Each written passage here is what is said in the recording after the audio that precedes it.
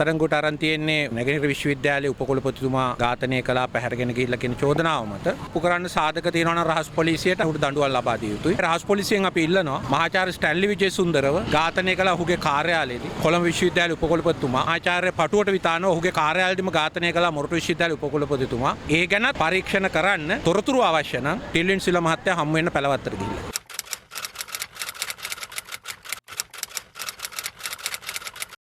ඒවා දේශපාලන ඉලක්ක මත යන්නේව මිසක් ප්‍රධාන ප්‍රශ්න එකකටවත් උත්තර දීලා නැහැ. ඊ-වීසා වංචාව ගැන ආණ්ඩුව නිහඬයි. තාම බැරි වුණා අර කන්ටේනර් 323 මොනවද තිබුණේ කියලා රටට කියන්න. පහුගිය කාලවල විදුලි පද්ධතිය බිඳ වැටීම නිසා කෝටි 840ක් රටට පාඩු කළා. ඒ කියන්නේ අල්ලස් කොමිසමට පැමිණිල්ලක් කළා තියෙනවා. ඒ විභාග වෙන බවක් අපිට පේන්නේ නැහැ.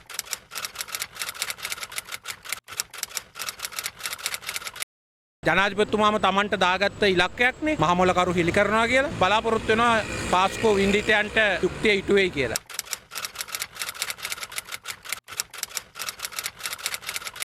ඒ ගැන බිෂොප් සභාවෙනුත් ප්‍රකාශ නිකුත් කරලා තියෙනවා. රවි සෙනවිරත්න මහත්තයාව ශානි අබේසේකර මහත්තයා ওই පදවි වලට ගතේ ඒකටනේ. ඒගොල්ලොත් ඒ තමන්ගේ වගකීම ඉටු කරයි කියලා අපි බලාපොරොත්තු වෙනවා. එහෙම නොවෙනවා නම් මේ අය හැමෝම කලේ රට පුරා ගිහිල්ලා අධිටන නමින් රණවිරු සමගිය එහෙම හදාගෙන මුළු රටම තව වතාවක් රවට්ටොප් එක කියන එක අපිට පිළිගන්න වෙනවා.